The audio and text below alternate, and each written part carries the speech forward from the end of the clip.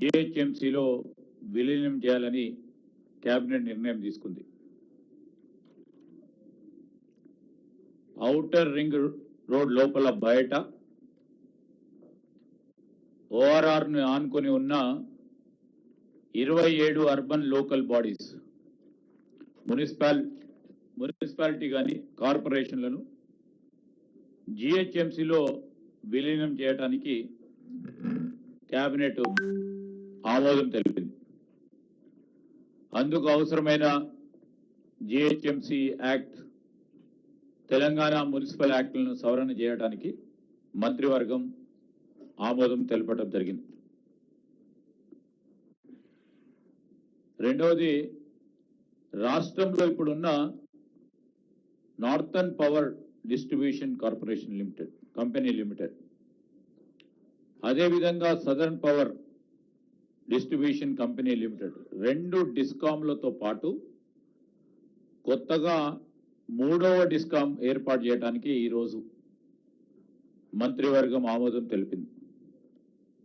రాష్ట్రంలో ఉన్న వ్యవసాయ కనెక్షన్లు, lift irrigation schemes, mission Bhagiratha, సురక్షిత మంచినీటి పథకాలు, Hyderabad metro water supply, sewerage board power కనెక్షన్లన్నీ కొత్త డిస్కాం పరిధిలోకి వస్తాయి.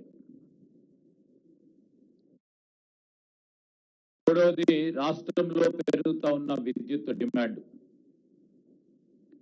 రాబోయే 10 ఏళ్లకు అవసరమయ్యే విద్యుత్ సరఫరా, విద్యుత్ ఉత్పత్తి అంచనాలకు కేబినెట్ సమగ్రంగా చర్చించింది. విద్యుత్ విభాగం అధికారులకు సమగ్రంగా సమర్పించిన పవర్ పాయింట్ ప్రజెంటేషన్ కూడా పరిశీలన చేయడం జరిగింది. పునరుత్పాదక విద్యుత్ వినియోగం పెంచడానికి కేంద్ర ప్రభుత్వం తెచ్చిన నిబంధనల ప్రకారం రాష్ట్ర పునరుత్పాదక విద్యుత్ వినియోగాన్ని పెంచేందుకు మంత్రివర్గం నిర్ణయం తీసుకుంది. ఇందులో భాగంగా 3000 మెగావాట్ల సోలార్ పవర్ కొనుగోలు వీలైనంత తొందరగా టెండర్లు పిలవాలని నిర్ణయం తీసుకుంది. 5 ఏళ్ల పాటు విద్యుత్ సరఫరా చేసే కాల పరిమితి ఒప్పందాలతో ఈ టెండర్లు పిలవాలని కేబినెట్ ఆమోదం తెలపడం జరిగింది. అదేవిధంగా సోలార్ పవర్ తరహాలోనే పంప్ స్టోరేజ్ పవర్ వినియోగం పెంచాల్సి ఉంది. 2000 మెగావాట్ల పంప్ స్టోరేజ్ పవర్ కొనుగోలుకు టెండర్లు పిలవాలని నిర్ణయం తీసుకుంది. 5 ఏళ్ల కాల పరిమితిలో ఈ టెండర్లు కూడా పిలవాలని కేబినెట్ నిర్ణయం చేయటం జరిగింది. రాష్ట్రంలో పలు చోట్ల పంప్ స్టోరేజ్ పవర్ ప్లాంట్లను ఏర్పాటు చేయడానికి అనువైన ప్రాంతాలు ఉన్నాయి.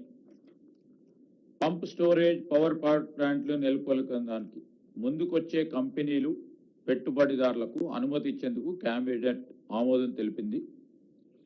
ఇప్పటికే డిస్కాంల వద్ద ఉన్న ఎంఓఏలను కూడా పరిశీలించాలని నిర్ణయం తీసుకుంది.